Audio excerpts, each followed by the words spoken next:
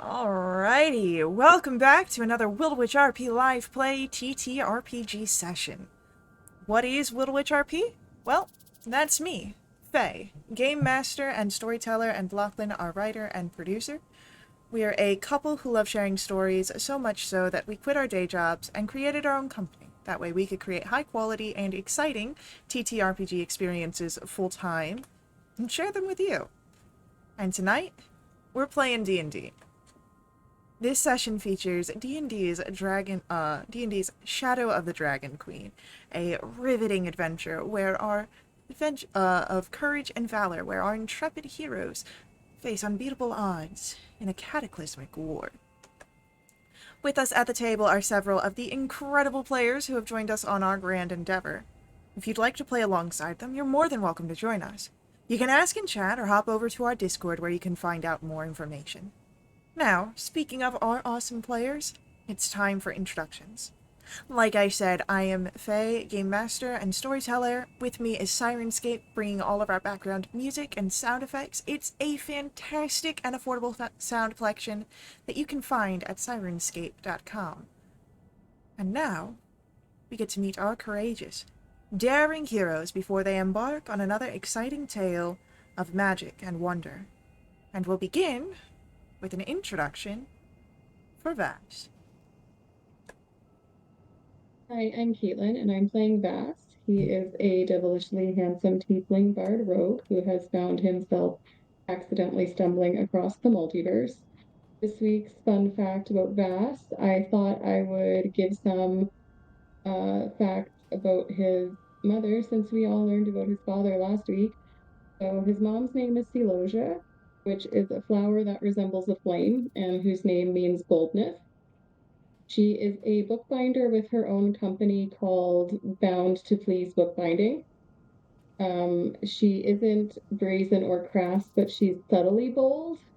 Um, she's very observant and discerning, and she doesn't flagrantly challenge the patriarchy, but she does unapologetically live her life the way she wants to. I love it. Amazing. Uh, Next up for our introductions, we have Hugh.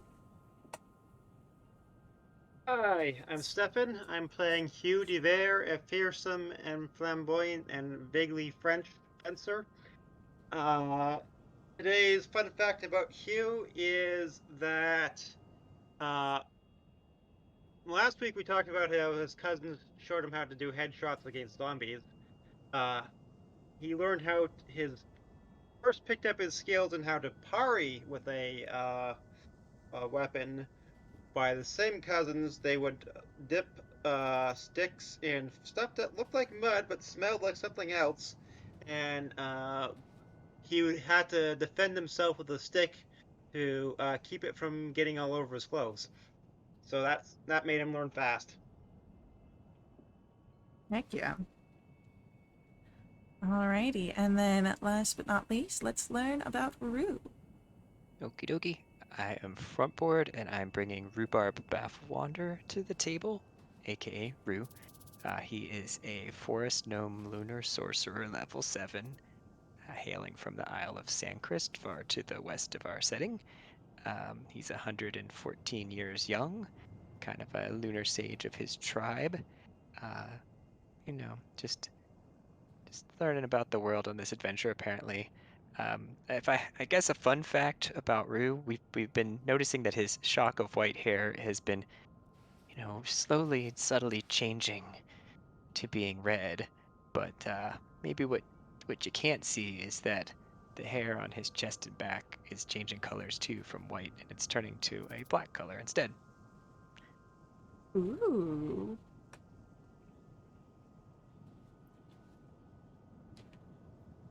Well then, with that, our introductions are done. Nope.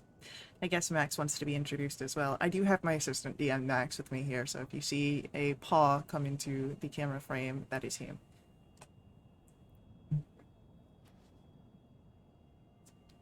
But with our introductions covered, it is time to return to Kryn. Return to Ansalon. and return to the northern wastes. As you found the area of what Dalamar believed to be the City of Lost Names, crawling with a dragon army. Too much for the three of you to handle on your own. But while you know that the Kalaman army is fairly small in numbers comparatively, it is unlikely that these figures have thought of any sort of disturbance to their own claims. So you are making your way back. You pushed through further into the night than what most of your bodies may have liked, but you survived. You took a long rest, and you awake in the morning.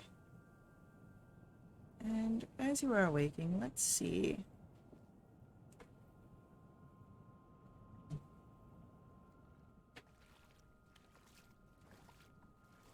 Does the wash change? So far this morning, it is still a low wash. The canyons are dry, and you are unaffected by any sort of flash floods, at least at this time. No land sharks in sight.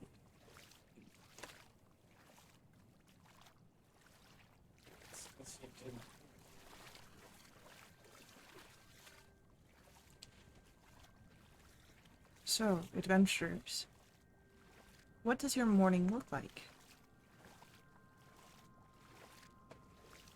I'm imagining we have to, like, physically wake up fast this time after that point of exhaustion from the previous night. It's probably going to be a tough sell. It's a very tough sell. You're going to be putting in a not insignificant amount of effort to get him up and moving. Is there any way we can activate Vass's levitating shoes and we can just kind of like drag him along? Like a balloon. Just like click the heels together like manually. Like if you He's still laying down, like he's completely horizontal and he's just It floating won't in take the that air. much effort, because if he's levitating, that's not friction lift, though. I mean, it would be amusing to have him levitating and then push him into it, and keep pushing him until he's going fast, and then go into a tree or something. Jump on top of him and start surfing. Yes. Thanks, guys. Or just ride him. Light as a feather, stiff as a board, Vass. Light as a feather, stiff as a board. It's Vass's catchphrase. Yep.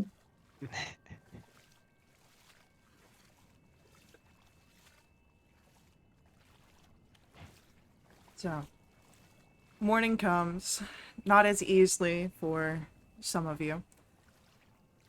And as we are heading out, you know what, Vess, since you had the exhaustion point, why don't we have you roll for our d20 on travel? Sure.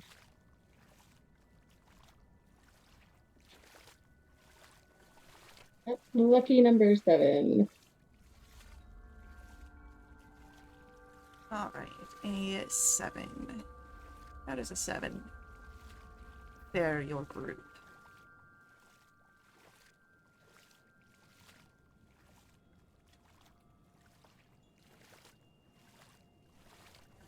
As the travel goes, you are able to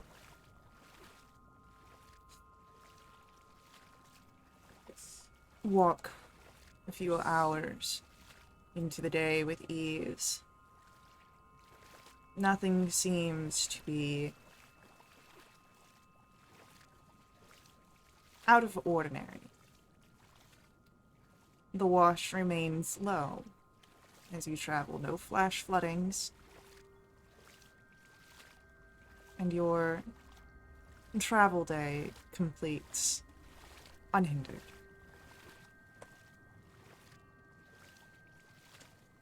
So, that would be...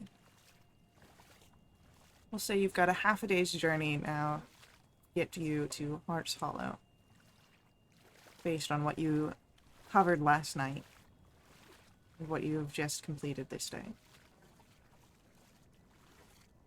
Let's get a survival check on your finding of a good place to camp this evening.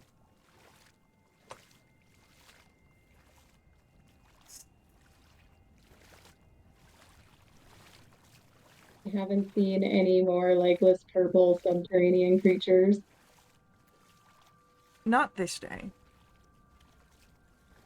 Good.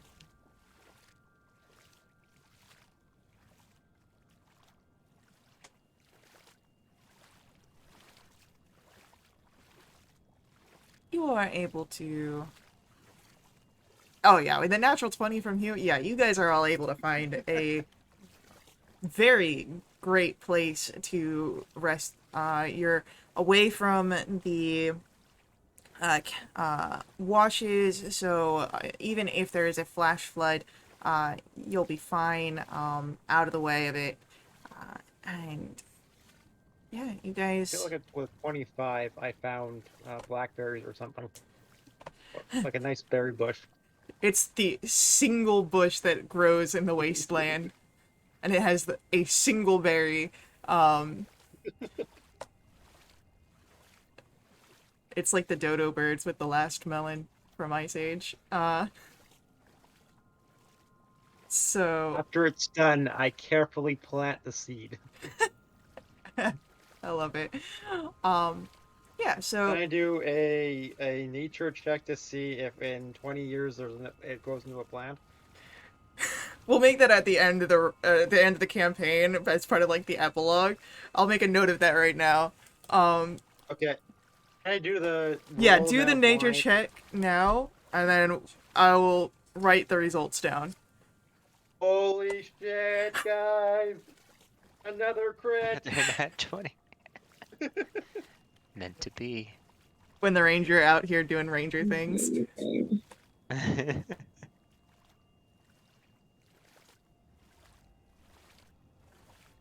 Great. Excuse me while I make a note here. I feel like that didn't count as a swear. That was just expression of bleeding. Oh yeah.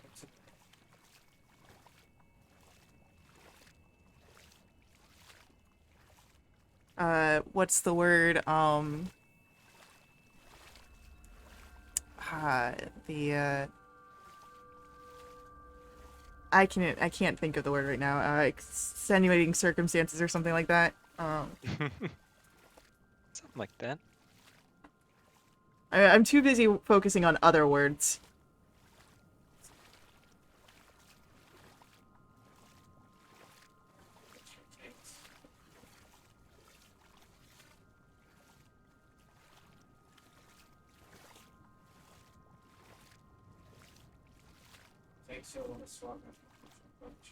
Alrighty. So, and let me write that this is Hugh, so that way I don't forget. Damn. Note in notebook. I will revisit that. Who knows? Maybe 20 years in the future. But,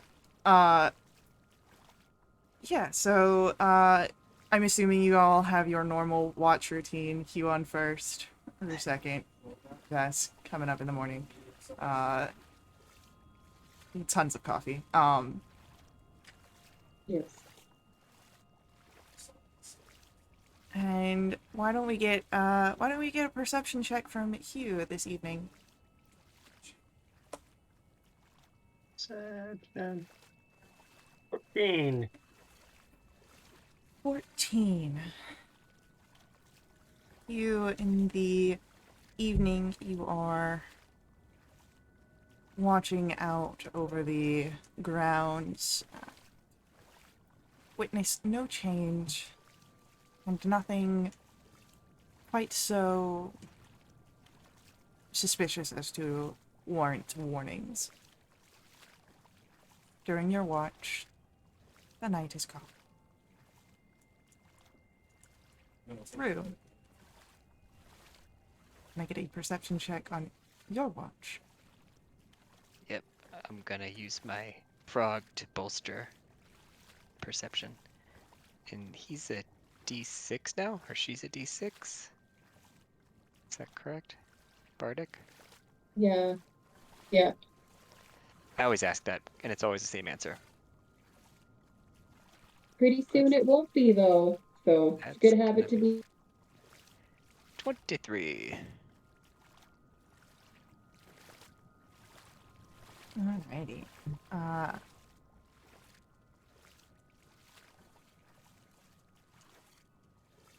23.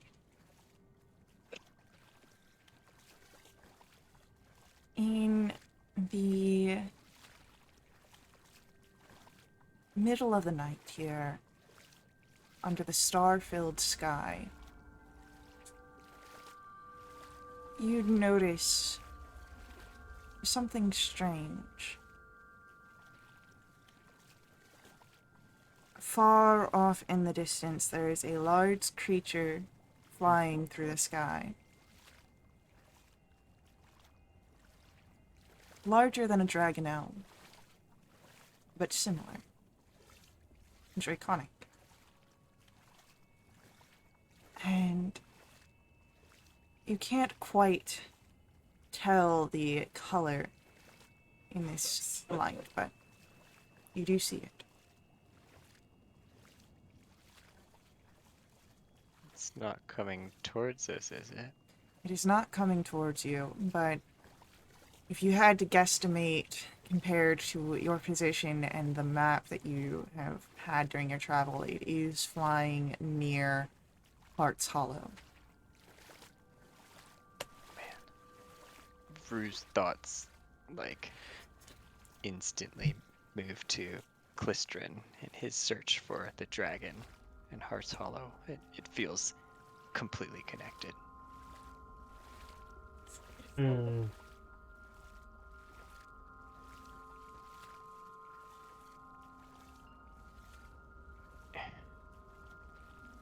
If I wake up the others, does that break the long rest? Only if they do extraneous activities. So, reading into like the long rest, of your 8-hour long rest, only 6 of it needs to be sleep for creatures that don't have a shorter long rest or don't need sleep. So you could wake them up to show them this. Though I don't know if Faz would be very appreciative. Maybe, yeah.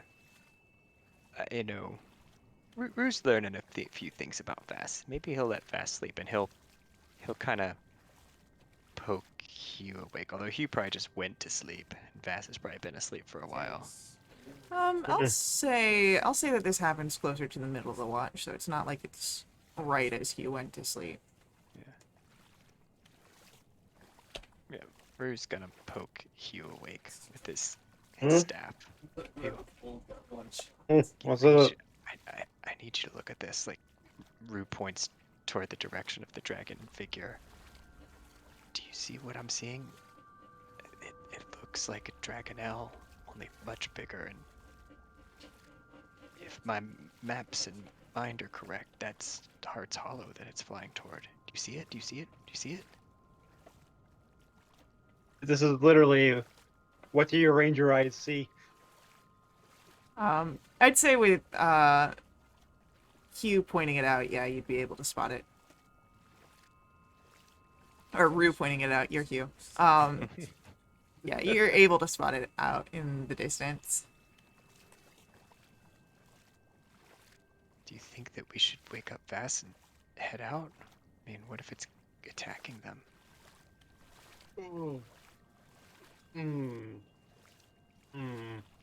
Well, I don't think we can. It's flying towards Heart Hollow. It's just flying in that area, in that direction. It's hard to see if it is beyond it, flying towards it, or if it's flying from it. It's just in that general area. Hmm. I don't think we make any better time without a night march. So if this pains me because now I want to hunt a dragon, but I keep to we can't won't be of any aid to them stumbling in the dark, not rested. Yeah, if they're gonna live there, they'll have to do it with our outer help, because there's not much we can actually do. Yeah, you're probably right. Just we've seen a lot out here, and I don't know. I Seems know. like it get I'm worse and I'm worse. itching to run towards it. I mean, you know how fast I can run, blade in hand, and just leap on its back and start stabbing at it. I want to do that so badly right now. I don't think it's gonna work. Unfortunately. I mean, the dragon is a mythical beast. Mm-hmm. I trust you in battle, Hugh, but I think you need more than yourself to take one down. Exactly. I might and see. I have the endurance and the speed to maybe get there, but I don't. Without my team, nothing without my team. I need my guys. Your brothers. Mm-hmm. Yeah, maybe I you're right. can't be half the swordsman I am without my guys with me.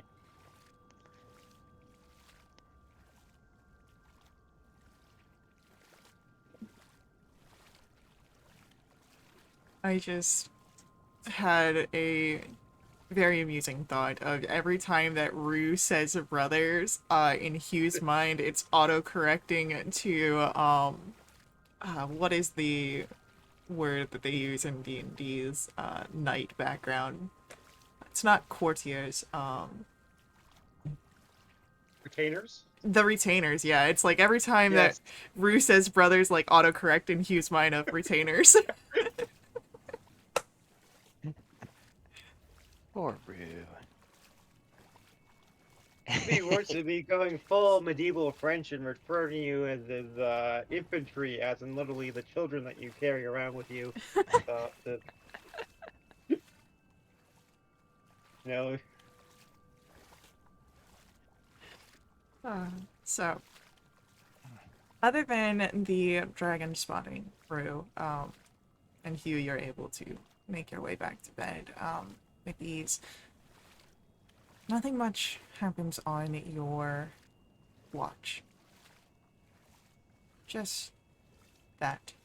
And then Vass, your watch is able to start. Rue tells Vass all about the dragon. Vass is still groggy and in the process of waking up. So after Rue finishes talking to him and he's trying to process it, he thinks that was a dream he had just as he was waking up, and he doesn't at all think that that was a conversation that actually happened. Amazing. And then a perception check from Vass in the morning. Fits. Could be. Um, as Let's you're fall back to sleep. yeah, as you're like thinking back to the dream conversation of Rue seeing a dragon, you kind of like doze and you have like similar ones where you're like sitting in your watch area, but you're like dozing off, so you kind of have like those hazy dream moments. You're pretty sure that you remember seeing dolphins again, but the wash is low, so that's really weird. And yeah, morning comes, Vass, you awake yourself up just by the time that your companions start to wake. And luckily it seems nothing has happened on your watch of any sort of, dire circumstance, we'll say.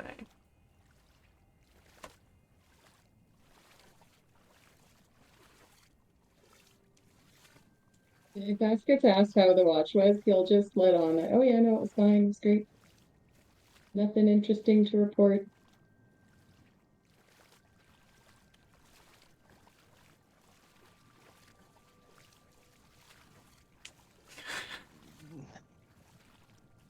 You sure you kept both eyes open there, Vass? Yeah, no, I was totally awake. Just very, very boring. Everything quiet. Didn't see anything out of the ordinary. No dragons, no dragonelles. Did I tell you about my dream? No. I had a dream you told me about a dragon. Bonehead, that wasn't a dream. You sure? I'm pretty sure it was a dream. Do you ever listen to anything I say, Vass?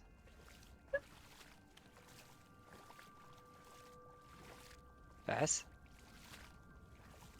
He's not listening to me. Are you falling asleep again? I was losing it. No, I swear, I'm not falling asleep. I'm totally awake.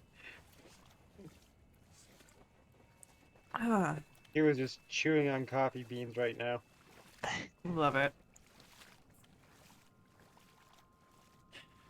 Ah, so, Do I have any spells that I can, like, kickstart Vass's heart with? Huh. I cast Motley Crue. Exactly. I was thinking one of your M&M ones. We give you vodka to get your heart quicker. Then ah, have I mentioned yet today that you guys are an amazing group? So, morning comes after your perhaps uneventful watches, perhaps eventful watches,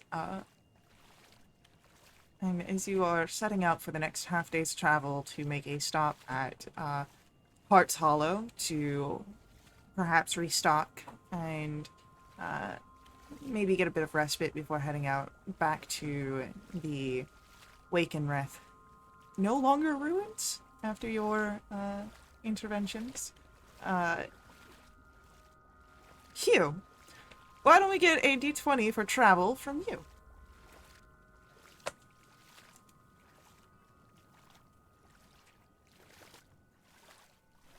4. 4.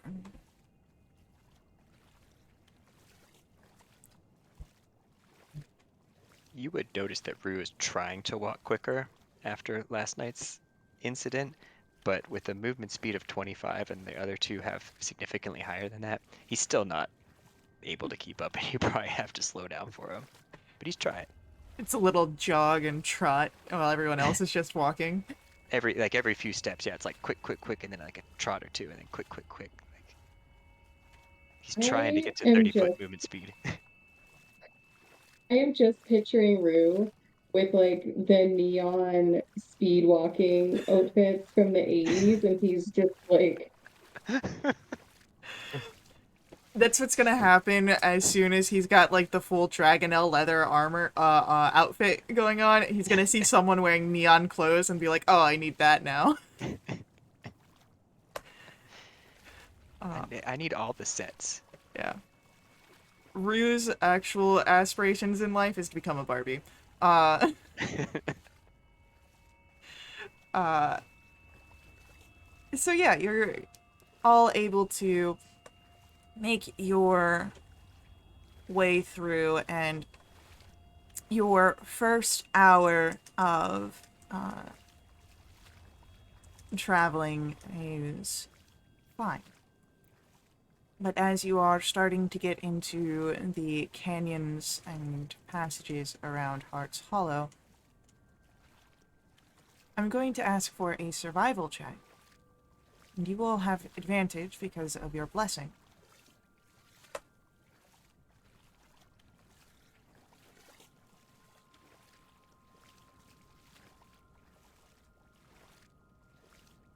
So, you are all able to hear as the flash flood is rumbling towards your group. Which means that you're able to roll initiatives now to see if you can get out of the way before it actually arrives.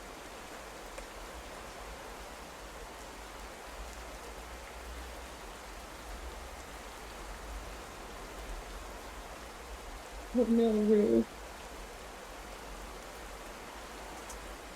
I'm all good. You say this now. And then I need Hugh's initiative. Okay. 14.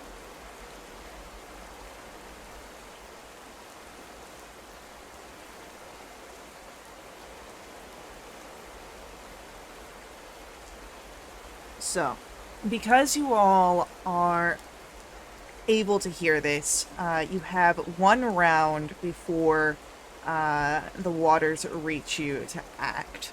That. What would you like to do?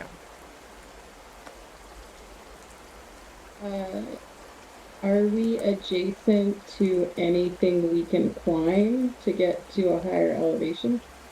I would say that you're close enough to a wall that you could run over there. You're not quite right next to it. It's about 15 feet away from you.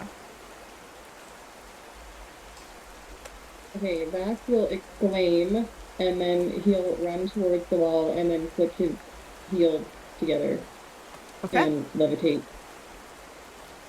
Sounds good. Hugh, what do you do?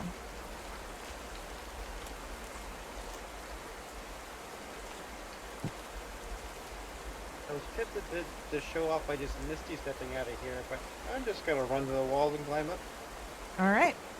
So, you start Stop the broken climb. it, though. Yep. And, you have 40 feet of movement at this point, or 30? 45. 45. Okay, then yeah, you're able to, as you run over and start the climb, you end up 30 feet off the ground. So a little bit higher than Vast, if I remember how Levitate works. I believe you only move 20 feet up. And then Rhubarb. You hear the waters rushing. You can actually start to see them getting closer to you. What would you like to do? There's many things that I would like to do, but that would probably require breaking the action economy. Is climbing something I would need to make a check for, or is it just something that I can do? It's something that you can do, but it does count as difficult terrain, so it causes half movement if you're not proficient or have a climbing speed. This could backfire. Take the risk. We love to see them. You know. I don't know if I'm going to be able to, with an initiative 4, I don't know if I'm going to be able to get out of here before the water comes, especially with my short legs. So Rue's going to cast haste on himself, double his movement speed, and then book it for the wall and try and climb up next to Hugh.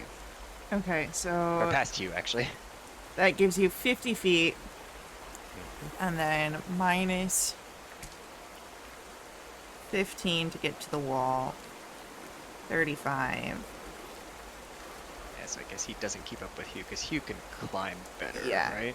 He has a climb Yeah. speed. Yep. So you're just under Vass at about 17 feet when the waters come rushing in around the area, and you can feel a few droplets hitting your foot, Rue, as they rise 10 feet up and continue to rise. You have about 40 feet of wall still left to climb before you guys are safe. So I will say that the top of the canyon is about 50 feet tall. So Vass, 20 feet off the ground, where the water is now rising about 10 feet up. You've got 30 feet left. What do you do? So I've got a question because I can go 20 feet with levitate as my action. But if I can I use my movement to like try and pull myself up Uh, while floating? let me look at that.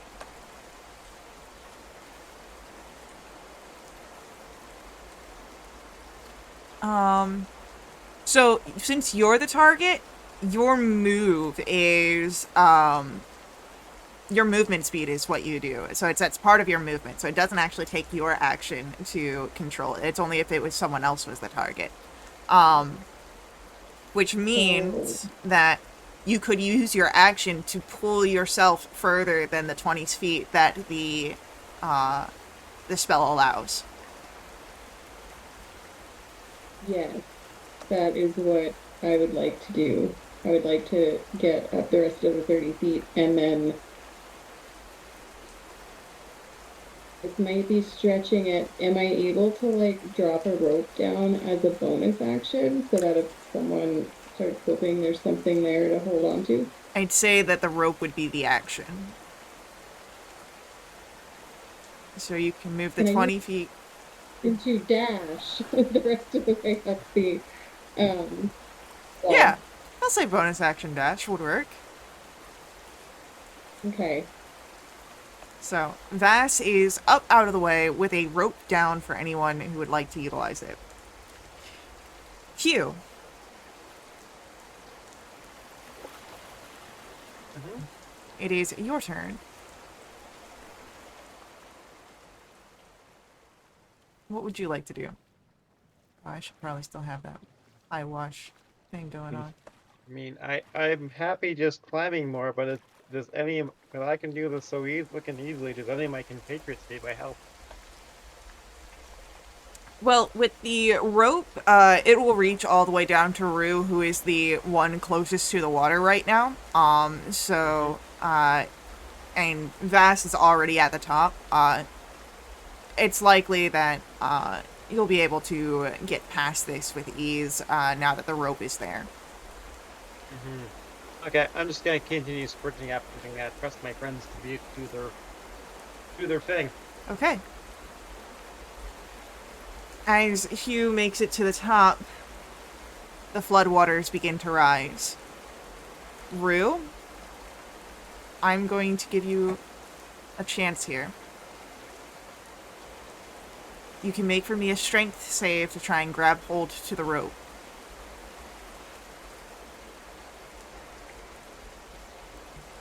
Or Or is it a you choice or a chance? I'm giving you a chance. Oh.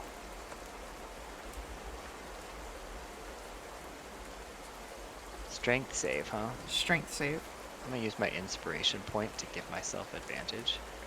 Sounds perfectly good. This is my squirrel daddle inspiration. Ooh, that's still an 8. Rue gets swept up by the waters and begins to travel at an expedient rate of 100 feet as the waters move. And Rue, as the waters are carrying you, you are being crushed against the walls and the different debris that has been picked up by the flood. That's going to be 9 points of bludgeoning damage. Oh. I need to make a con save for the concentration on the haste. That's fine. 23. All right. As we start your turn, you are in the water. You're being carried away. The water is now 20 feet up into the area of the cavern, or the canyons. What would you like to do? It's moving really darn fast, isn't it? Oh, it's moving. There's a reason why they're called flash floods. I mean, if I'm able to cast spells in the water, I can Misty Step, or I can use my Forest Shroud to teleport 30 feet. I don't know if that gets me You are over the rim. I will I will tell you that the canyon walls are 50 feet high.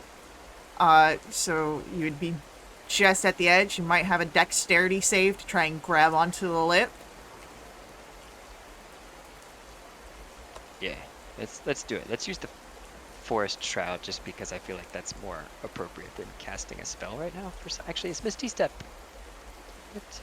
It's verbal. It's verbal. Mm-hmm. Oh, well then I could just like hopefully have my head bobbing over the water enough to do the verbal action, right? Yeah, I mean, I can see it. People get their heads out to call and scream and gulp in breaths all the time. Yeah. Maybe the command word in this case is kind of a gurgled help. Yeah. Yeah. I'll So cast Misty Step and try and get to the lip. give me a dexterity save, please. Alright, Dex. 13. 13. I will say with a 13, you're not over the edge, but you're able to grab hold of the side. You will need to use an action on your next turn to pull yourself up.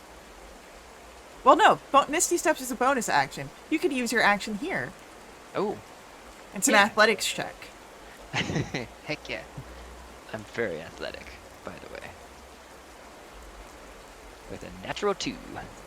So you are hanging on the edge about 100 feet away from your companions who are at the top of this as the waters begin to rush beyond underneath, rising even more.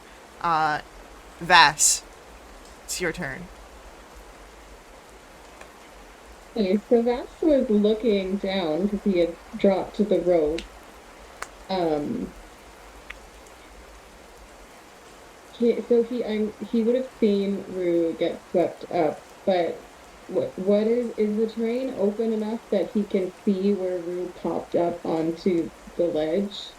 I'd say because you were watching Rue get swept up, you would have been able to kind of keep an eye on him as he moved through these fast-moving waters. So yeah, you'd be able to kind of see where he was. You can't see him anymore, so you're starting to panic looking around and you see him on the ledge. Okay. Vass exclaims again something that's not quite a word, just a noise. And then he doesn't bother trying to, like, neatly coil up the rope or whatever, but so he just holds onto the end and then just books it towards Rue, just trailing the rope behind him. And he has 30 feet of movement. So if he used his movement, plus his action to move again, and his bonus action to dash, he could get 10 feet away. 90 feet? Yep. Okay. If he's just like sprinting, if he can see that Rue's not fully out of the Not fully out of danger yet. yet. Yeah. If he's just sprinting that way, and hopefully the rope doesn't get caught on anything, because that would be funny, but I'm not going to be doing Vass any favors. Hugh, it's your turn. You don't see Rua anywhere, but you do see Vass running, and as you kind of look in the distance, you would see like a tuft of soaking red and white hair. Alright. I am going to first Misty Step in that direction. Alright, covers For 30 30 feet. Yep. Then run straight at it, and oh, shoot.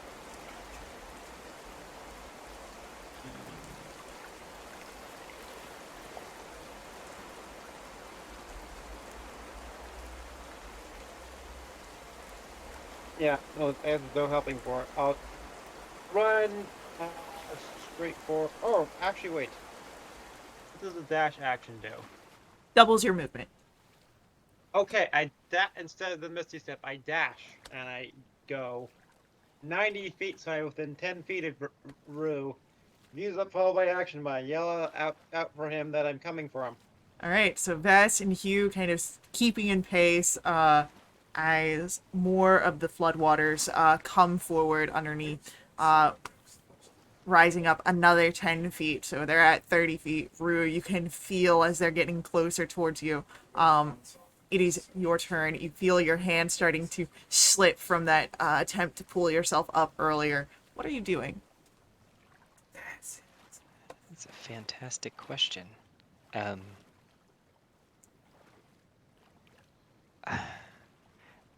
I think at the moment, Rue would probably double down on just trying to get both hands back on the lip first, knowing it's probably easier to get pulled up over the edge rather than trying to pull himself over the edge after getting battered around and getting soaked like he is. They're so close now. Like, if he just has both hands up, they can each grab an arm, pull him up. It's not that heavy. Vass could probably do it on his own. Just do like a biceps curl. Then what I want Rue to do is roll for me an insight check to see if you have the proper timing to let go and put your hands above the lip. Okay. That's an 8. It's a little too early. But Vass, Q, I will allow you guys to make a dexterity saving throw here to try and grab Rue before he falls back into the waters.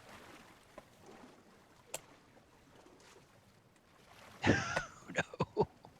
Oh, As both of you dive forward, Q, you are able to catch hold of Rue. And Rue does not start falling into the water. But Vass, the water it's is like quickly all in the rising. water. It's quickly coming up to meet you as you are falling.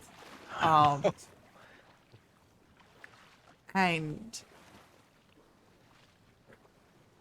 Vass, it is your turn. As you are crashing into the water, I need you to make me a strength saving throw, please. No. Oh, you know what? That's just my specialty. That's a 4.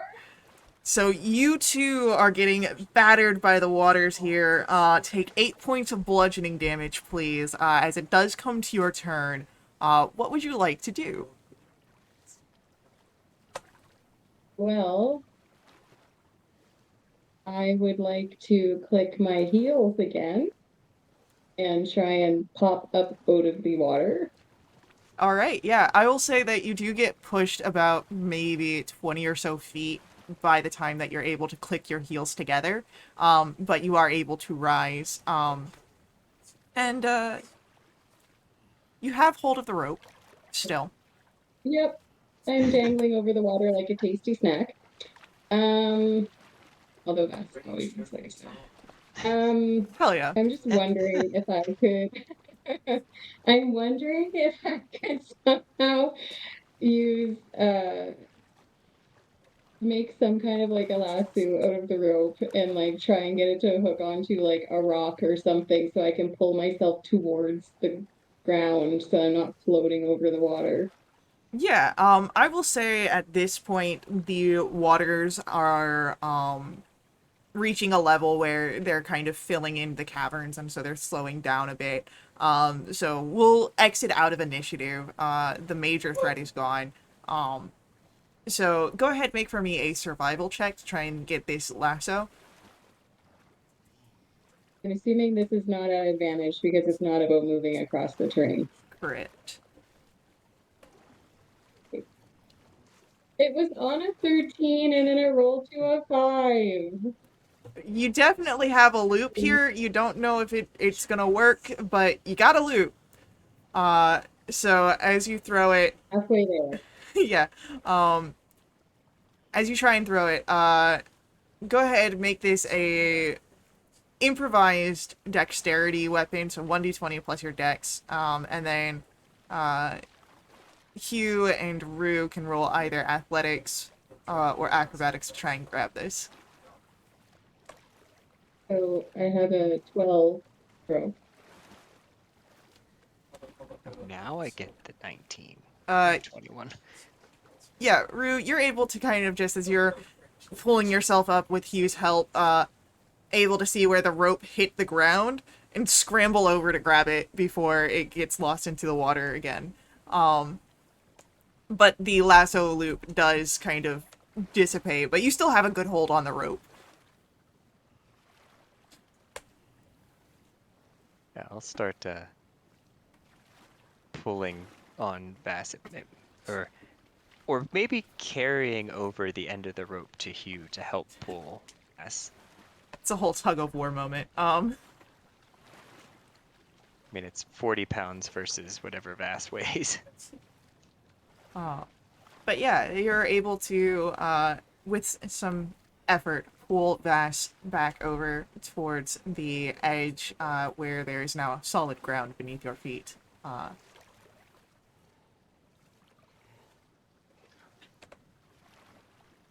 was invigorating. Thank you too. I'm Bruce, awake now. Bruce going to drop concentration on haste, and you would just see him like kind of go into a comatose trance for 5 to 10 seconds.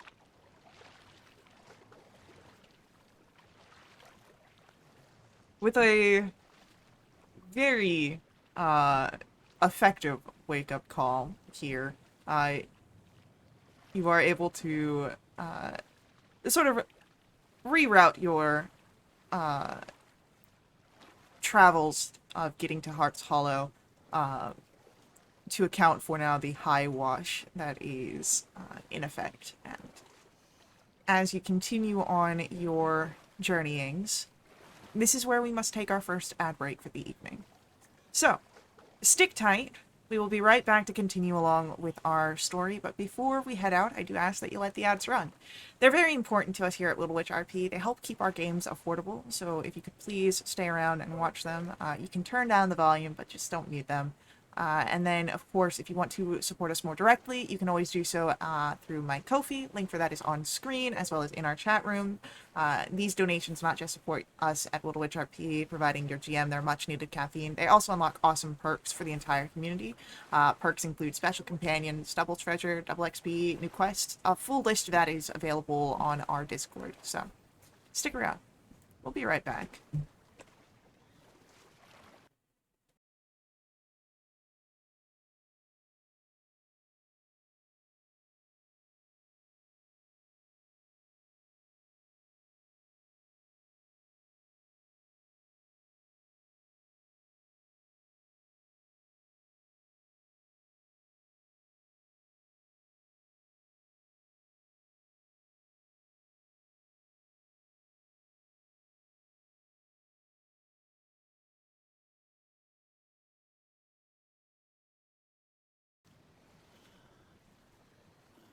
And we are back. And as we return, you successfully avoided getting swept away. Now you guys are all soaked. Well, except for Hugh. He was fine. But Bass and Rue did take a little bit of a dip. In some ways, I'm not too offended by that, because that's how Rue would have kind of showered out in the forest.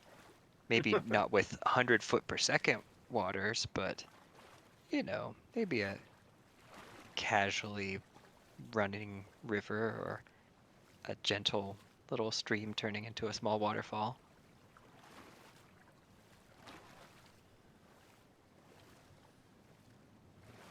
And Rue also thinks and is reminded of a few sessions ago where I think Hugh admitted to like not bathing or something along those lines, and maybe he should have been the one to fall in the water on this. No, I don't think he It was remember anything like that. It wasn't the no bathing, it was the washing of the clothes. Was it the washing? Yeah, Yeah. he wasn't clear how it happened. So. Like, he knows stuff gets cleaned, but he's completely unfamiliar with any process that can cause Yeah, that to it's happen. like having that theoretical knowledge and then versus the practical knowledge. Yeah. So, what what do you guys do in this moment, as you kind of reorient yourselves after such an event? Well, growing up on the coast, Vass knows that when you go swimming, that you could get sunburnt even quicker, potentially. So he quickly dries himself off and makes sure to apply some of Lavender's uh, sunscreen for the rest of the day. Okay.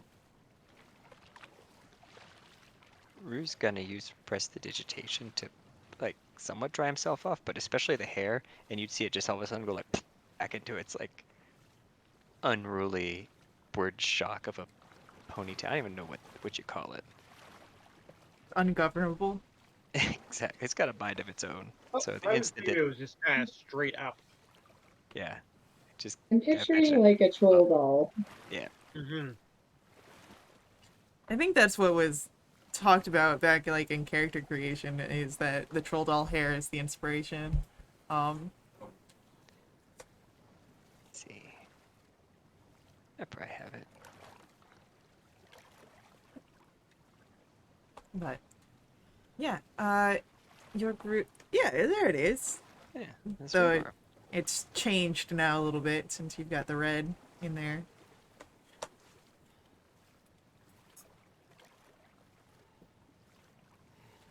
But yeah, your group is now able to again reorient yourselves, make your way out to Hearts Hollow. You were only a half day from travel when you started this morning, so this is a small detour, but not one that sets you back too terribly much. So it's still afternoon by the time that you are arriving at the city in the crater. Let's get some Hearts Hollow sound.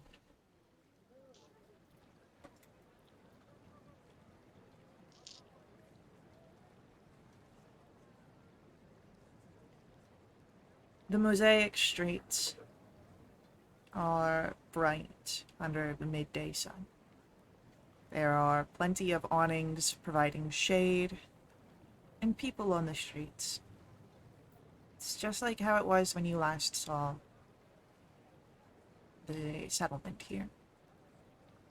You know that as you walk down further into the craters, of course, there are the other establishments. But what do you do?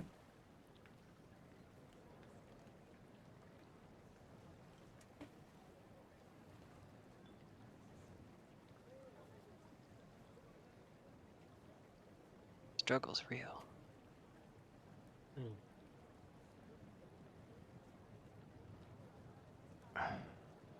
Rue wants to look for Klistrin. Like maybe even I feel like he said that his house was our house and or his apartment or whatever it was. He's got like a little apartment kind of condo thing. It's like a townhouse, but it's like not very large. I think Rue would probably make his way to that and like wouldn't even go and knock on the door, would just kind of like waltz in looking for Glistrin. Roll for me a D100 check, please.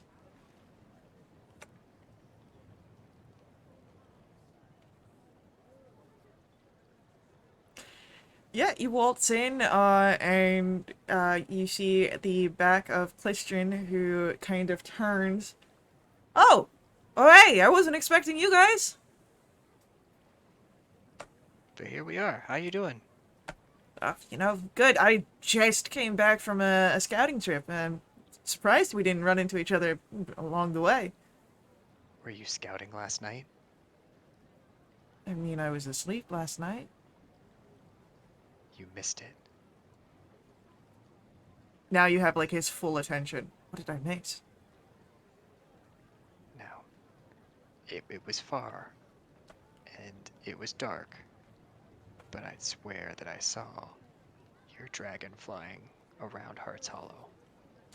Oh, the dragon. did. Has anyone in town mentioned it? No, no one in town has mentioned it. I mean, if they would have seen it, they would have told you. I mean, you tell them about the dragon all the time. They don't believe me. There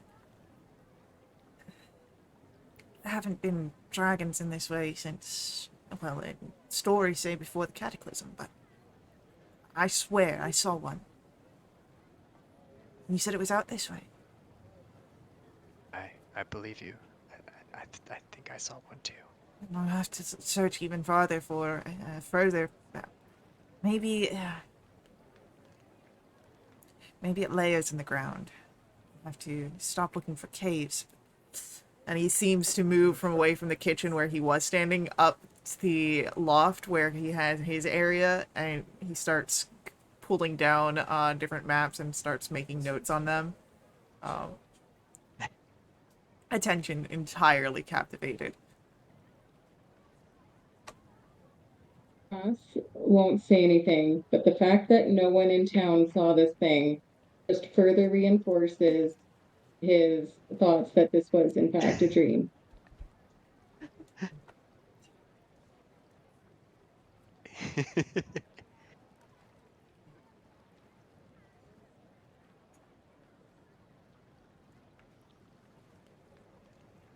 Shit.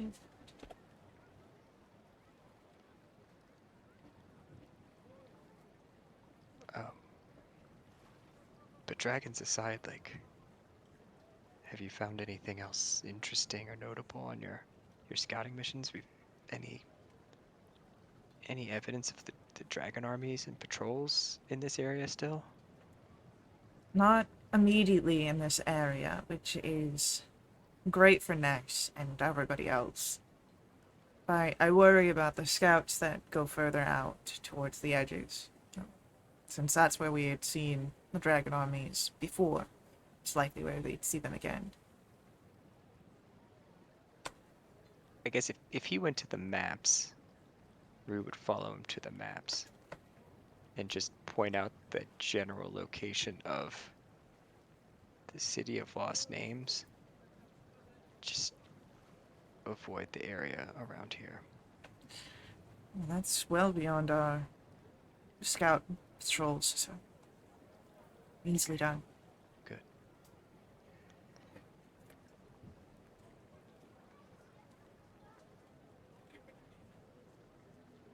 I think we might need to restock and talk to Ness before we're leaving. We're just stopping through, but it's good to see you again. Yeah, and I mean, if you need to stay the night, I'm in town for the next few days, so you're welcome to crash here again. Thanks, Glistrin. Do I have anything to give him? Yeah, like you'll want to gather them up and take it away, and eventually you're going to get overwhelmed and it's the answers. Kind of want. Do I want to give him the crab shell? He probably has crab shells because he's out all the time. The way y'all will create Keep the crab maps in shell. first phase is you run and touch these little loading vlog puddles. They want to only pull like one or two at a time max, because when they die they explode and you have to get them close to her, Sarah, so that when they explode they damage her. And if you touch them in at once, boom, boom. Alright, let's see if this works this time. There we go. Yeah, that'd probably get the surface a little bit, and then the rest of us just have to be careful not to summon it. Bass is jonesing for a rum, so he would eventually want to make his way to the tavern. And if he happens to pass by his little red tiefling rock, he'd like to just look at it to see how it's holding up. Yeah, you do pass by the Tiefling Rock, and on your way to the Salt Lick, and it's holding up good. It's seen some wear, but it's only been a few days since you've placed it down, so it's not like worn down or anything. But it in the middle of a walkway, so. little costume paints he used to put the little face on it? Is it still Yeah, it's still legible? recognizable. Yeah.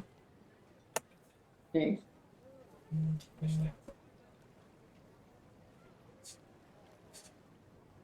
So, Vass, you head to the Salt Lick.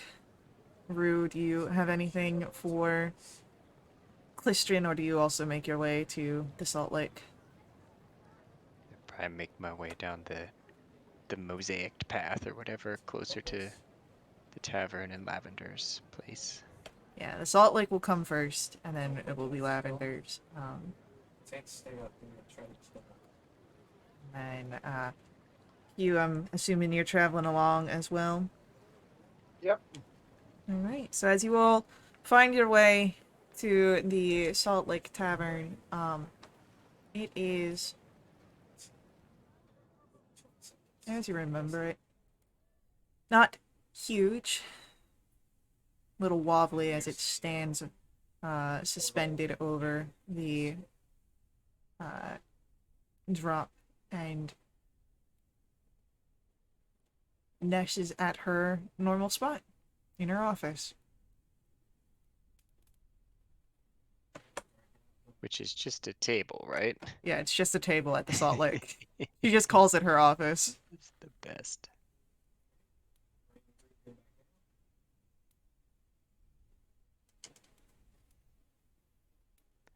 Is Vass making a beeline for the bartender to get the rum? Oh yeah. And food. 4 copper. But four?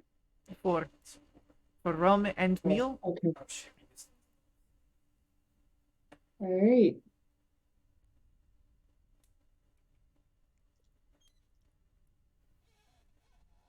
That's exactly what I said. Captions. Thank you. Um, This isn't what I ordered. no refunds. You now have a mount. It's a mule. Uh, You must take care of it. And, you know, the entire, like, city of Rome. yeah, but it's one of like the American Romes, not like the actual Rome, so it's a little worse. Of course it is. For 4 copper. For 4 copper, yeah. But no, you get your rum and your meal. And it's, you know, what you expect out here. It's very sort of route based. Game is not the best. You're in the wastelands. Everything that's more akin to what you expect of a city fair is going to be, of course, more expensive. But the rum washes it down easy. Lovely. Perfect.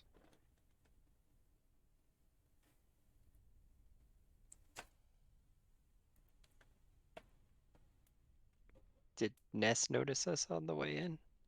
She probably has noticed you, but she's not starting a conversation. Man, that's typical Ness.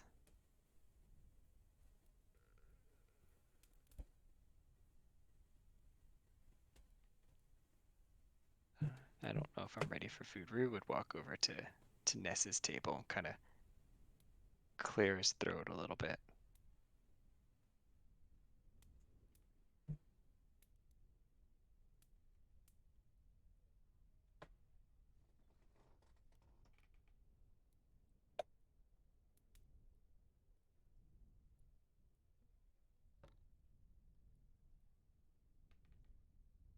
Oh, no.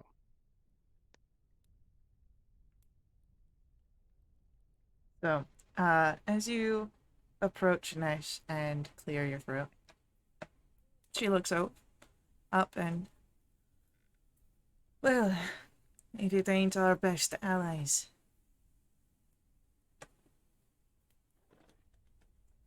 Ness, those dwarfs from the south ever reach out to you after we talk to them? They spoke with some of our scouts. No hostilities, I hope. No hostilities. Perfect. Well, that works as intended then.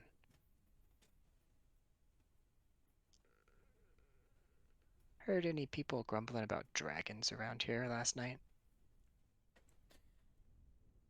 The only person I've heard grumbling about a dragon is, of course, Clistrin with his head in the clouds.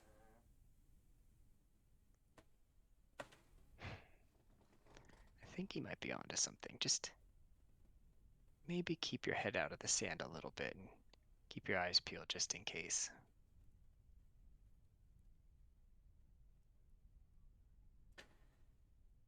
Don't tell me that he's gotten you involved on his dragon hunt. There's a dragon hunt? Oh, shoot. If you ask Clistrin, yes. He's searching for a dragon that he swears he's seen, but they're not out here. Nice. Dragon hunt. Dragon hunt. Dragon hunt. I won't have you causing a commotion over a frivolity in this tavern. You could take that out to the mosaic. He's just gonna do it quietly under his breath so no one can hear That's fine by Ness. him. Can Vass hear any of this from his Oh yeah. spot over by a table? I don't imagine this tavern is very big. Yeah, easily you're able to hear this. And I would say that the mayor's office, the table is quite close to the bar, for reasons. Wasn't there like a skit or a TV show once where there was a guy that was in a cubicle or something and he really wanted to have a door? So I don't know if he taped something on the floor and like if someone came to his office, he'd have to like mime opening the door or something. 'Cause that's what I'm picturing for um S's office. I love it. Invisible office. Excellent. Can't Except remember it's the No. reverse. Everyone else does the miming of the door, and Ness is just not having it. And that's why she's so close to the bar. Yeah. If Ness is that close to the bar, like, is she just like drunk at this point? No, there's tankards nearby, but she's not like constantly drunk. And it's not like she's like right up on the bar, but she is within like a few steps distance. Rue would pull out his map again and point out the location that they saw the City of Lost Names and just tell Ness the same thing that he told Clistrin and just say, you know, we've seen a lot of Dragon Army forces up in that area of the wastes. It's probably best to avoid it. It doesn't sound like you go that far, but it seems to be where they're congregating. Well, I'll just make sure the scouts know that anyone who goes outside of patrol boundaries is doing so at their own risk. It's the best that I can do.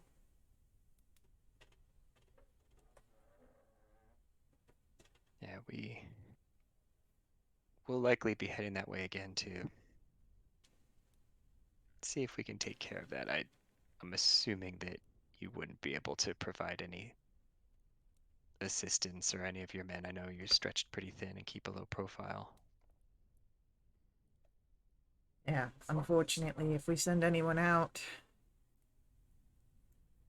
what's that gonna leave for the people here?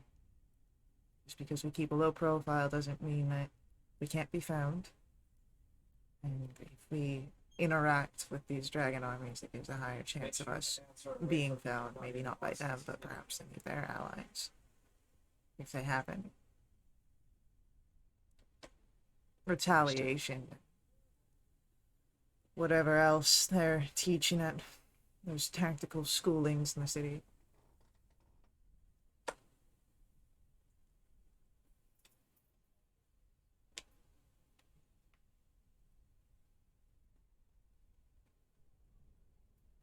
I'm like imagining Hugh's tactical schooling. Like, did he get tactical schooling or did he get tactical schooling from his family? Probably his family. He Yeah, would have it's not told us like the a. stories of the family. Oh yeah, it's all. it's rural nobility. You don't have like there's no like military academy or anything like that. You learn it. It's a family trade.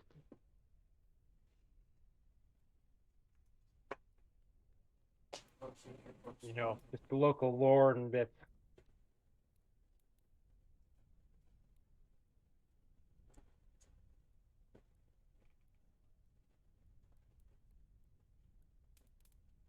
Well, As far as they're concerned, is like a go to the city to school. They'll teach you to how to fight like a Salamic knight, and they have no respect for that style up there.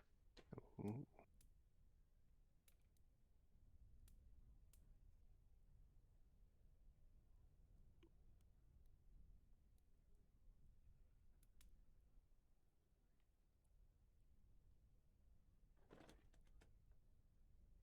you said it's mid-afternoon by now? Yeah, it'd be about mid-afternoon.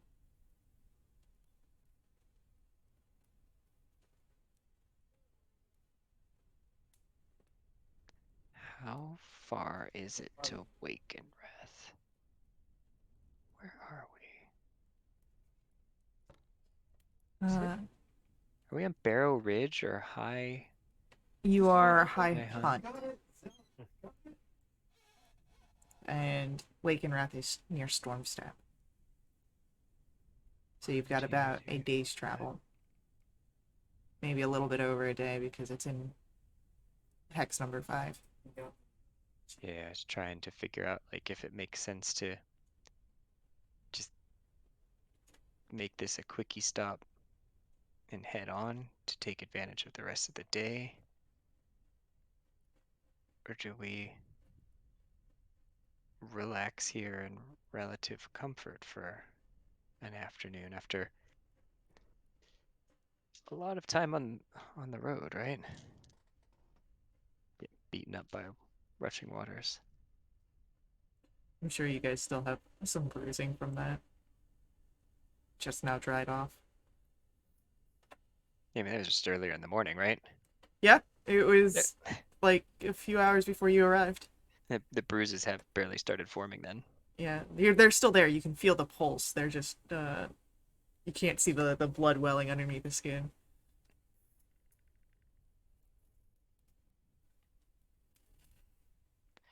Rue casts like a sidelong glance over at Vast to see if he's still on rum number 1 or has he gone?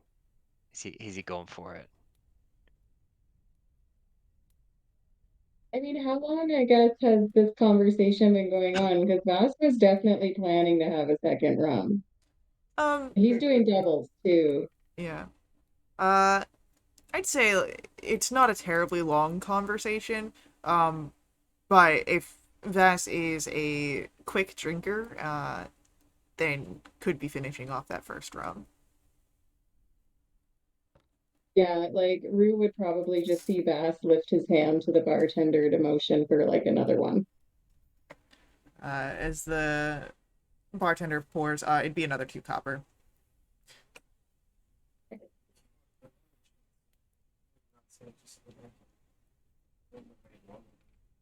Rue takes that as we're probably just gonna spend the afternoon here and relax a little bit then.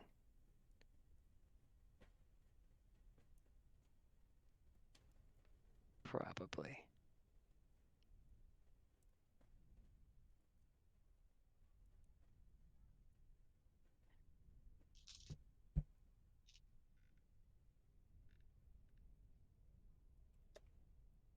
So, as it seems that perhaps you will rest this evening in a little bit more comfort than on the roads, is there anything that you would like to accomplish here?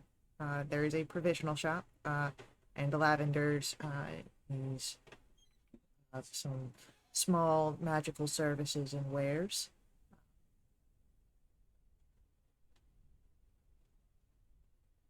What would you like to do? Vas was planning to go back to Lavender's. So if he sees Rue or Hugh or someone going that direction, he'd be like, "Oh, wait up." Hold the door. I think Downs the rest of his rum. So yeah, Rue would want to go that way. I think he would lean toward Ness, assuming he was still there or at a table nearby, and just say, "Well, I think we're probably gonna stay at Clistron's for the night. If you need us for anything, that's probably where you can find us. And otherwise, follow the singing if Vass is putting on a show somewhere. Um, but yeah, and just like kind of start meandering off toward the door and start She heading toward Lavender. Yeah, she'll raise her tankard as a sort of, not quite a toast, but a acknowledgement and agreement before taking a drink out of it. And Vass, you would see where Rue is heading out, likely to go to Lavender's, and can easily Yeah. catch up with him. Because, you know, the short legs. yeah, no, he downs his rum, thanks the bartender, rushes out. It's a quick walk to Lavender's shop. And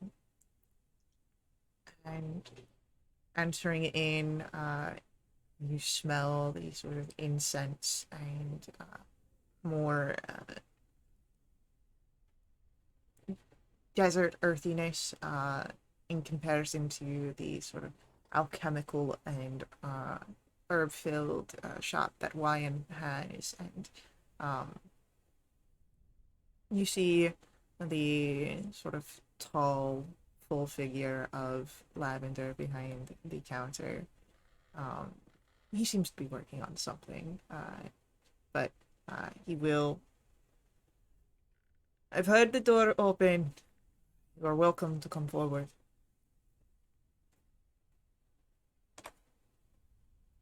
It's us, Lavender. We're back. Ah, welcome back. Give me just one moment.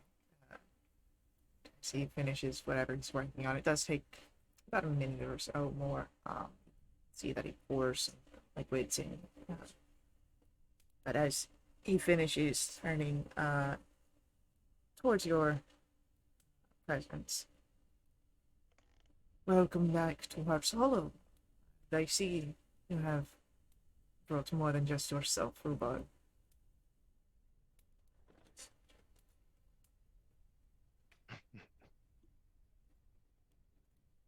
Yeah, I've got my brothers with me.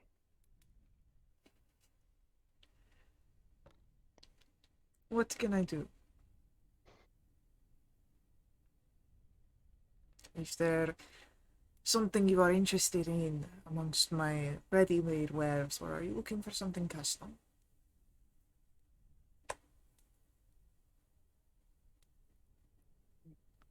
What can you make that's custom? Potions, ointments mainly. Depending on what you're looking for, I may be able to do so. I do know a bit of magic and can perform some small spells. Rue takes out his wand that he got from the Draconian in the basement of Sunward Keep, I think it was. Have you ever seen anything like this? Kind of points it at him a little bit. He will move to get a visual from the side. It looks like a magical wand used for focusing one's spell power, but other than that, I have no recognition. Yeah, it definitely packs a bit of a punch. It's been fun. Oh, that's right, I forgot you attuned to it. Yeah. He was just kind of showing off his stuff. Just a little bit. Full dragging. Little bit. Maybe also just like somewhat curious. Because I don't know if too many magic items had ever come through the forests over in Sancrist. Other than the weird stuff that the rock gnomes make up on Mount Nevermind or whatever it's called. Yeah. Gnome to gnome transfer is always in business.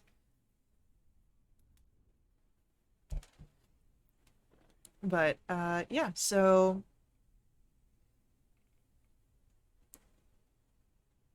is there anything that particular that you ask of Lavender?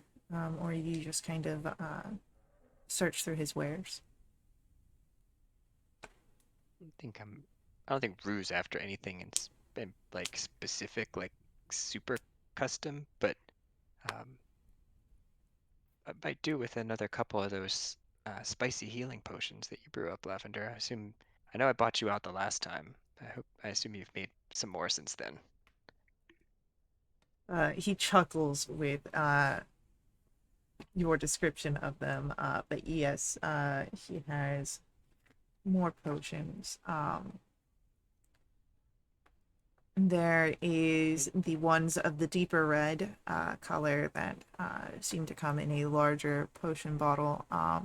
There are two of those, so those are potions of greater healing. Um, and then there are four regular sized potions of healing.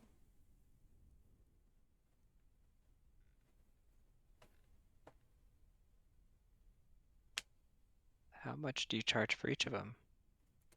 Uh, the small ones, as you know, about 50 gold. The larger ones, 100. 100 150 for the large ones, for two of them? for one. Oh, Rue's like trying to haggle him down, but is not a haggler. Like that was the haggling. Yeah. I will haggle you down with my disappointment. I'm not mad, just disappointed.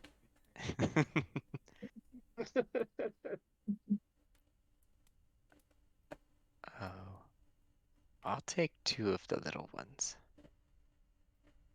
Easily enough. And he'll pull them out of the sort of display case that they were on. 100 gold. Rue will dig into the coin purse and start trying to count 100 gold, which takes him a little bit of time. Gotta restart at some points. Yep. While Rue is counting out his gold, Vass will say to Lavender, speaking of potions, some of us may or may not have had an unpleasant experience with the wash this morning. And I'm wondering if you perhaps have anything that might help with that, maybe something that might allow us to walk in areas where the wash is high.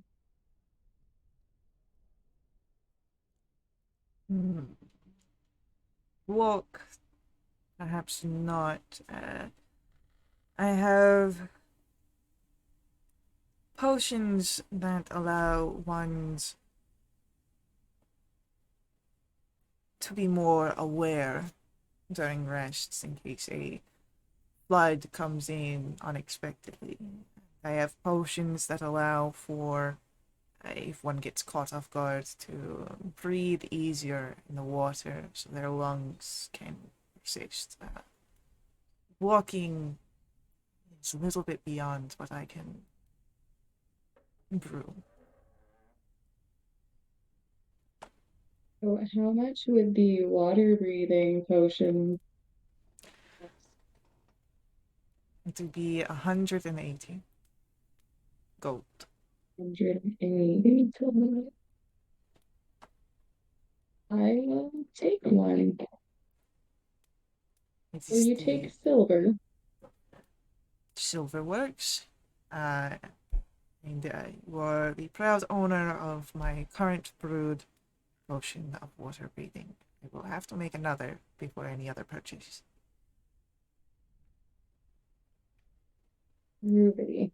Thanks very much.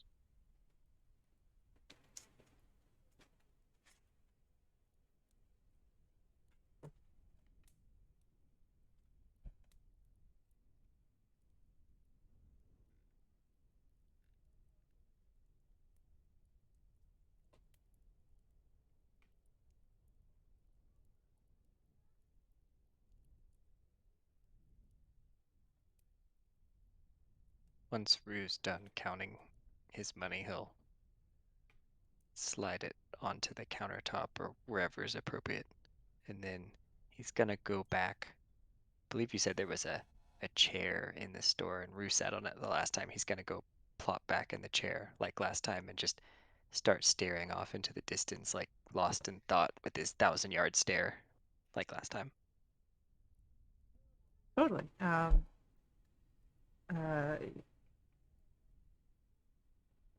as the coins passed over are put away, potions are given, and Lavender, if there's no other transactions or questions for him, goes back to his creations of tinctures, potions, ointments, whatever it is that he is seeing into at this time. Lavender, do you mind if I just relax in this chair for a while? It's been a while since I've just been able to sit. You are, of course, welcome to sit. And as long as there are no mage hunters chasing you down,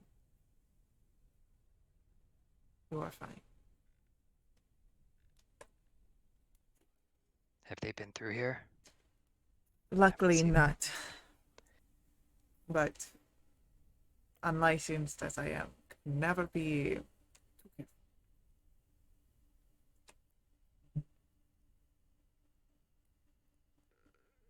Understood. If you have any questions about those brews you're making, I might be able to help. You just ask. Otherwise, I'm just gonna relax here. There is a chuckle from Lavender, but yeah, he will sort of go back to his work quietly.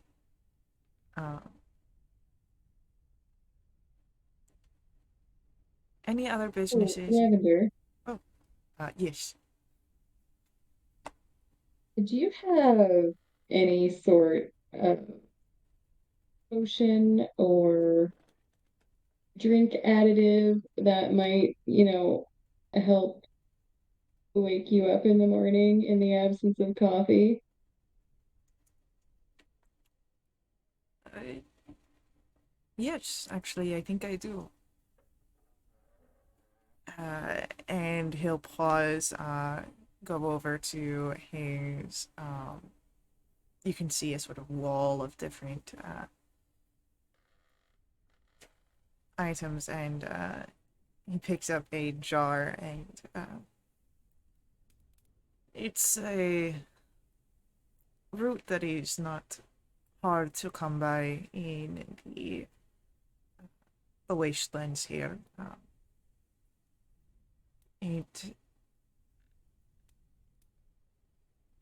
It is known to help give a jolt to the system. Not so much lessen the effects of being tired like coffee, but it works as a substitute for what it seems you are asking. It works best in warm drinks, but in the lack thereof, a little friction from chewing should do the trick. And he'll put the full little jar in front of you. That's about 20 uses in that one. You only need a pinch of it. Since it is fairly Sorry, common. what was it made of? He didn't give a name to it, just said that it is a root. I'll get you a name for it. I just...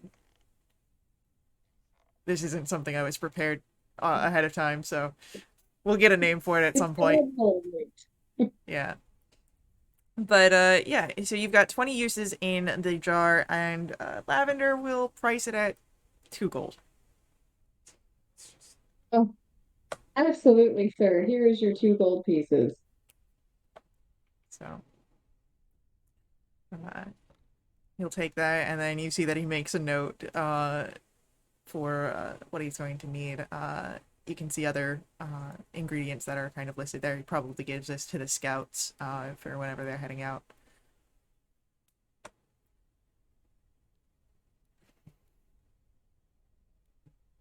Okay. But yeah, any other business you'd like to attend to in Heart's Hollow?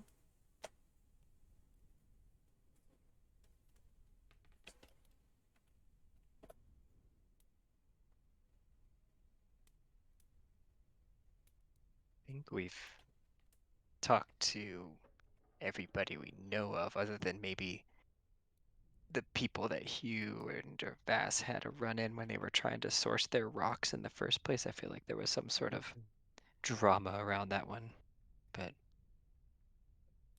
don't have to That's revisit. paid for his rock. Thank you.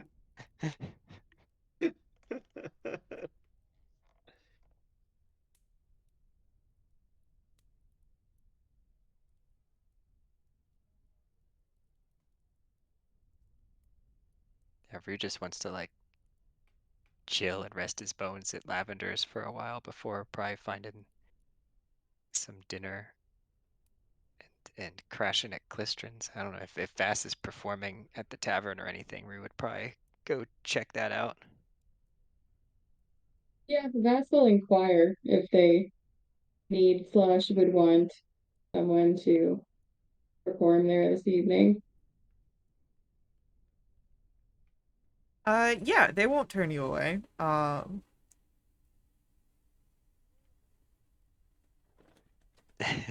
Red Bull route.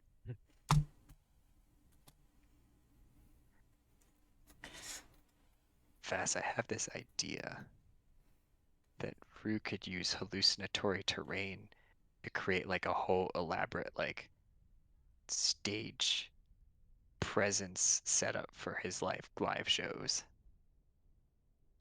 Is Rue now just gonna be Vass's stage manager? Potentially, yeah.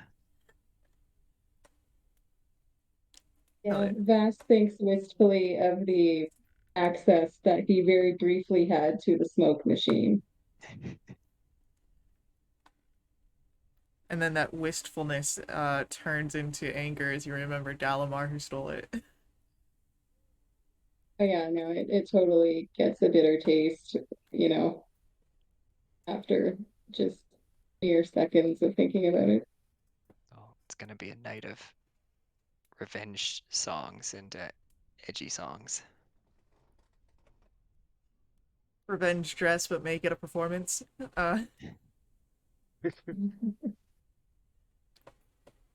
Uh, but yeah, no. We'll get a performance check. And I'll with hallucinatory terrain from Rue. I'll say give it an advantage. Hell yeah. Because I don't have an inspiration point anymore.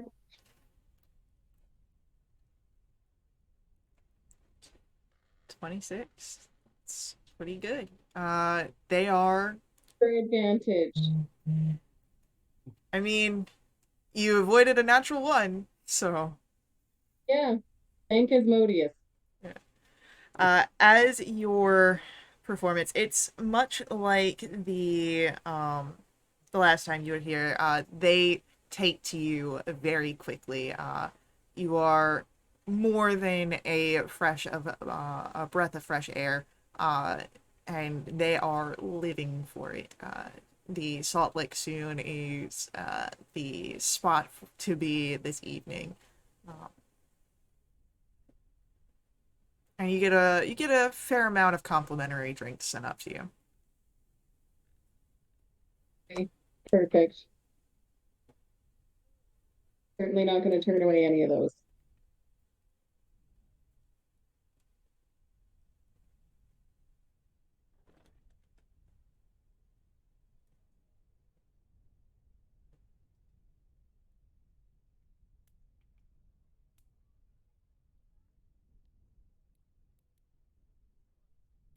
All right.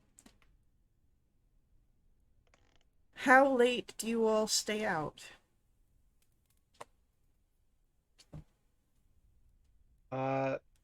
You actually kind of excuse himself, and he's outside in the dark, looking to see if he can catch the dragon flying outside. Uh, give me a perception or investigation check. Excellent. That is adorable.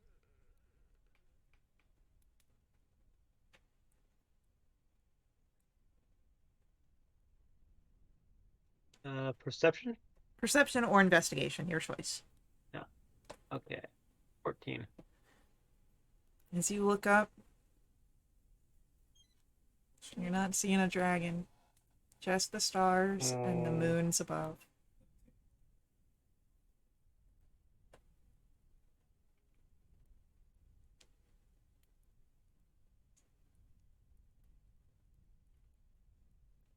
I mean, like, it looks like Rue doesn't need to concentrate to leave the area as hallucinatory terrain, so he wouldn't stay there terribly late, even if Vass is like, you know, three sets deep or whatever, two encores in and many drinks in. I think Rue would probably excuse himself before it's too late,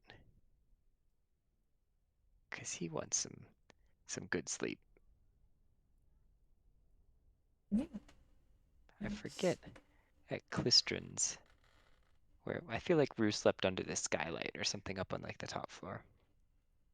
Yeah, there's a skylight, and that's where Clistian has his bed and loft area, is underneath the massive skylight.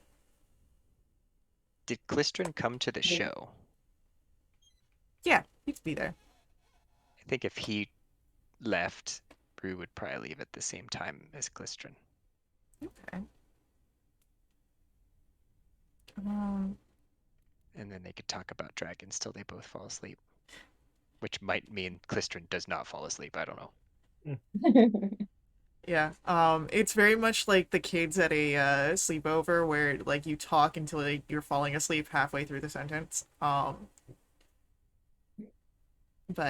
yeah, so Clistian and Rue can head out together.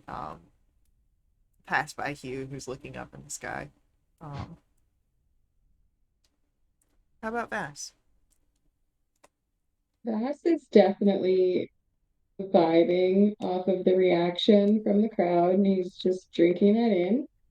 So I think he'd probably indulge a little bit, but he'd be getting home later than the rest. And he would just crash on the couch like he did last time he was here. Like full face plummet into it and like out in Face minutes. plant, yes. Yes, he's half asleep while he's part of the way collapsing onto the couch. I love it. Yeah, easily enough done. You all find your way to Clistron's at as your nights wind down, and it's nice being able to take a bit of ease in the city, not having to take your watches and just relax.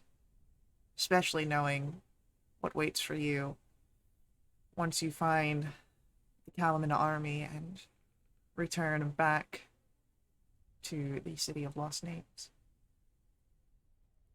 But you take your comforts where you can find them. And as all of you rest this evening and gain the benefits of a long rest, this is where we are going to have to take our next ad break. So, please stick around, let the ads run as they are kind of coming up here.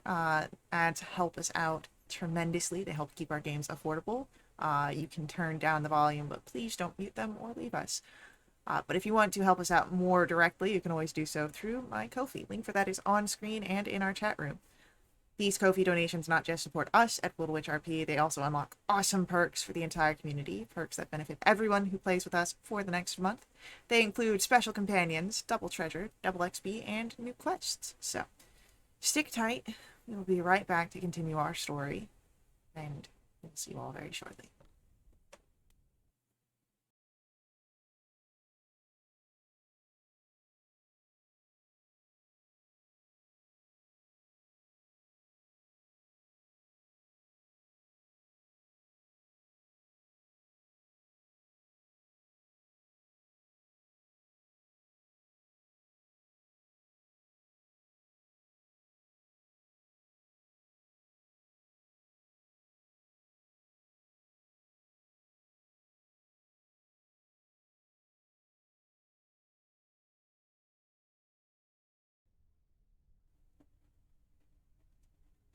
we return as morning comes to Heart's Hollow and all those inside.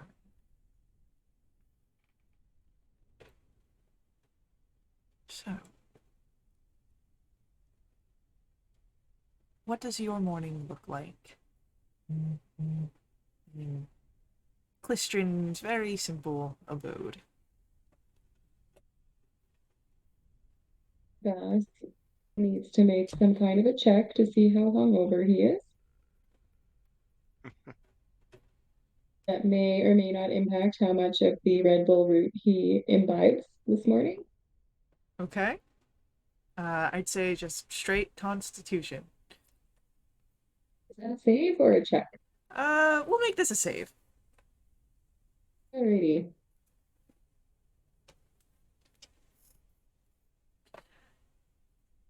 You're doing surprisingly well this morning. Yeah. I mean, he's a rock star. He's used to copious amounts of alcohol.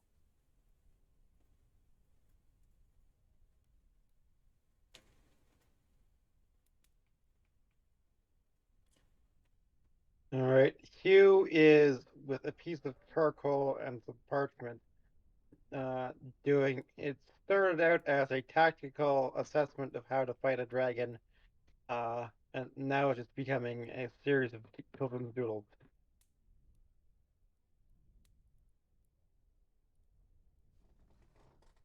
I love it.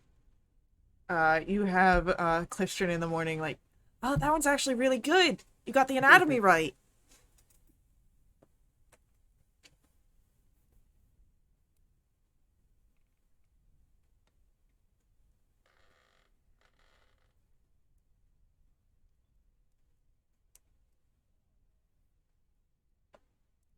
What is Rue's morning? It's a great question.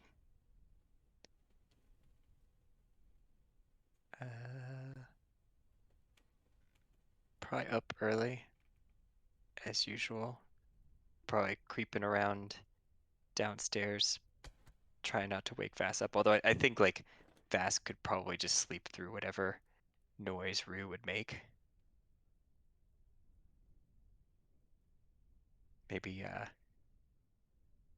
maybe just knowing there's like one more day left to travel, hopefully to get back to Wakenreth and the army, just checking his gear, like packing those new healing potions in and seeing if the crab shell is still intact in his component pouch. Roll me a D100, please.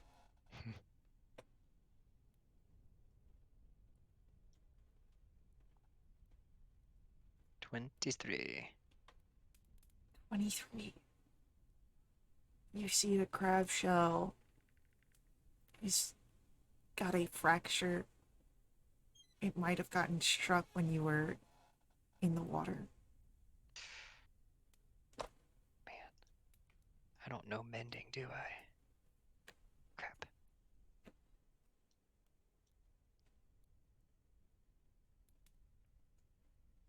Rue's like trying to magic it back together, like with the intent of mending, but the best he can get out on this shell is like just prestidigitation instead. It's So just it's maybe just, shiny. yeah, it's like making like little marks on it and like, yeah, it's like soiling it and making it clean again. Nothing seems to be working. I'd say you'll all be able to see where Rue is just sort of staring a little, maybe distraught at his crab shell, and it you watch as every so often the casting makes it dirty, and then another casting and it's shiny again.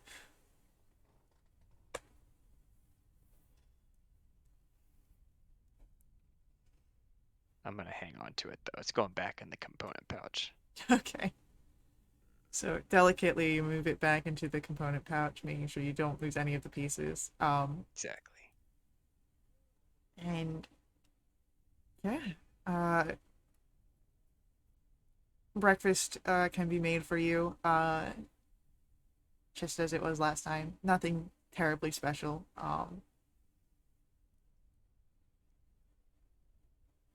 But you're able to set out onto your path once again. Set out to Wakenrath. You've got a full day's journey, then perhaps a little bit more once morning comes. So, since that you've covered your business in the evening and afternoon before you head right out onto your path, back up the mosaic, back into the wastes. And Rue, can you roll for me a d20? All right, squishy dice. 17. 17, okay. What does a 17 land for you? It's a hair metal song. Or a song by Lady Trump. Yes. Yes, that's the Winger song. As you are traveling out, let me just double check here. The wash remains high this day as you are traveling.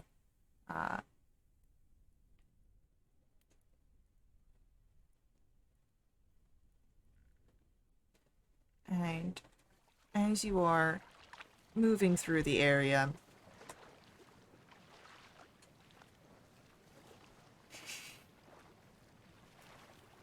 can I get perception checks, please? Oh no. I don't like the way you said that. That's lucky number 7 again.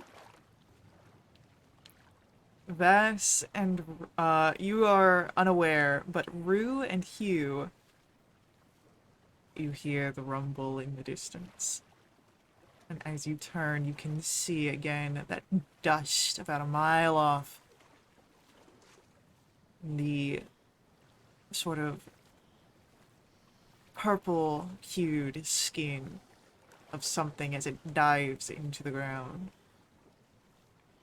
What do you do upon spotting this? Did that follow us again?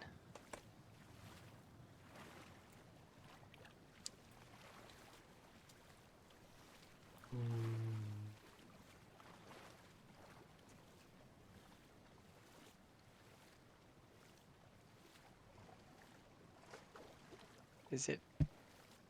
Does it look like... Well, it's a mile away. Maybe it's hard to tell if it's coming toward us or what way it's going.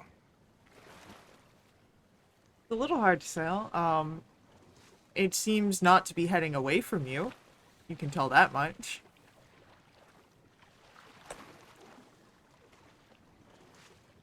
Stand our guard against it.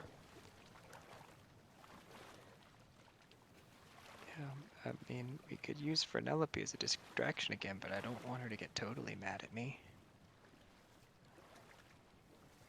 Totally mad. Well, I mean, she's only come out a few times, and the more times I send her to her death...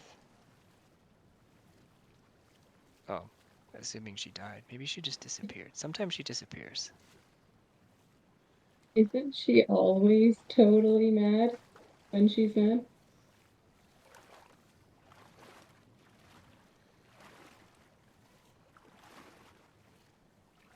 Are you playing with my words again, Vass? That's just smirks.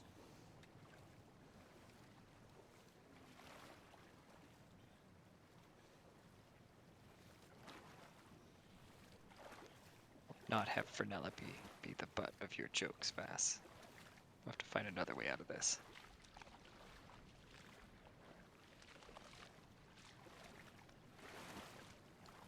To try and outrun it. Who knows? It might not even be heading towards you. It could be more parallel.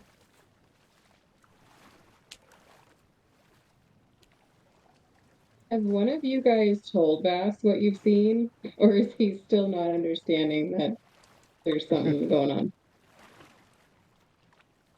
I would figure that he doesn't think that he needs to explain it to Vass, so he's just assuming that you would know what's going on. It seems like Hugh wants to fight something fast, but you're not sure what he wants to fight. No, but that's all the time. That's all the time. So that nothing like flags with that response.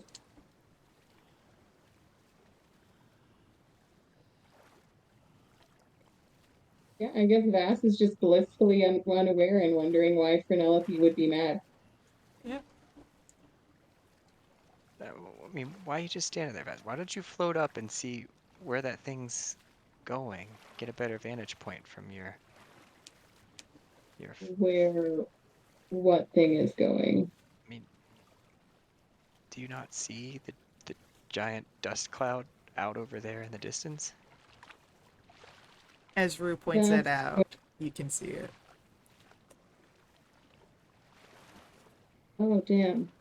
Yeah, I'll float up a little bit, see if I can see anything Yeah, more than just a as you float up and are able to kind of get a sort of bird's eye view, you do see this again past the dust cloud, the large, gargantuan length of purple skin as it's diving into the ground, and it seems to be going path. in a westerly direction. And which direction are we going? You're going East, southeast. southeast. Vass starts swearing an infernal and promptly drops back to the ground. And he's like, guys, it's another one of those big purple things that goes in the ground. You know, that really big thing we saw the other day. Yeah, we saw it already. I thought you knew. Penelope. Yeah, no, it's one of those. It seems to be going that way though. Maybe if we just don't get its attention, we'll just increase the distance between us.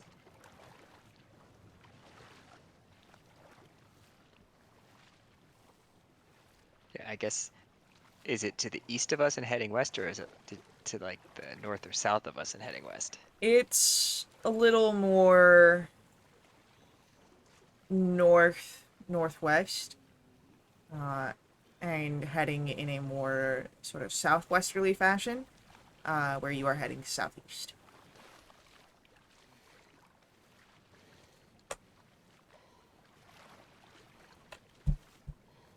Let's move perpendicular to it to put as much distance between us and it as possible. And let's not make too many vibrations on the ground. Let's walk gingerly. Mm-hmm. Imagining Vass like rattling around with this like chain belt and all of his rockstar gear. Although you have the mithril armor, don't you? Yeah. I do, yeah.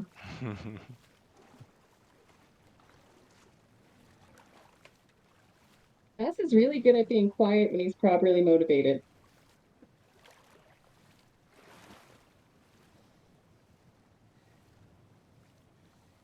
As your group travels, trying to keep a little bit more quiet, a little bit more stealthy, nothing else seems to come up this day's travel. Meaning, we're able to, at the fall of night, start searching, or, well, close towards nightfall, start searching for a place to rest. Why don't we get a round of survival checks, please? With advantage. No, this isn't for finding the wash. This is just for finding a place to sleep. Oh, it's for finding the wash. I thought it was just when we were walking in the waste. Yeah, no, you're the survival with because of Habakkuk's blessing. You have survival detecting the wash with or advantage for detecting the wash with survival checks. But that y'all did very well. I Crazy. Yeah, we got twinsies going on there. You find a great place to rest for the evening, out of the danger, and you can see in many directions from where you're at, so a great vantage point for your watches. And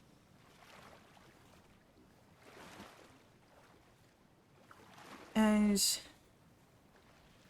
your watches, you're undisturbed this evening, so everyone gains the benefits of a long rest. And when morning arises, I believe what this means. No, the wash is still high. So water still fills the canyons, and as you are preparing to set off to get back to Wake and Wrath, Vass, can you roll me a d20, please?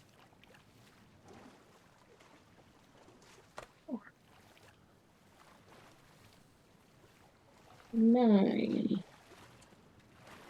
A 9.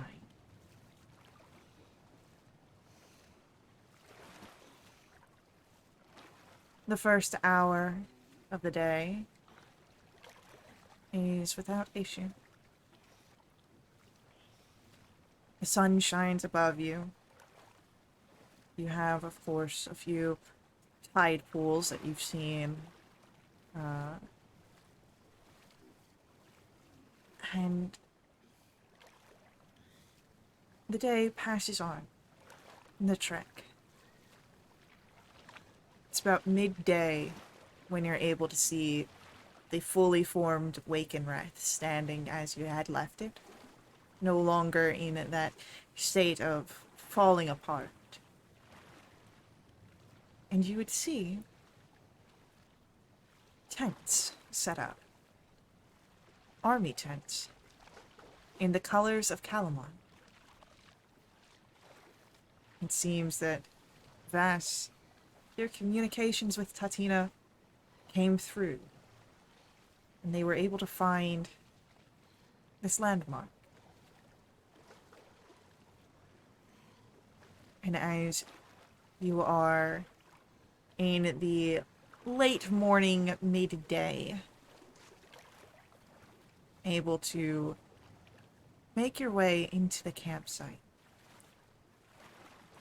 Before we see any sort of familiar faces, this is where our session is going to end this week. So, thank you to our players for playing. I hope you guys enjoyed this. Thank you to our viewers for viewing. I hope you guys enjoyed this as well. I'll see you all in the next stream, but until then, head over to wildwitch.com. Check us out there. Join us in our Discord to jump in a game yourself and keep up to date with all of our announcements. If you want to catch up on our VODs, you can do so through our YouTube. And as always, may the ever-burning light forever guide your steps. Laters.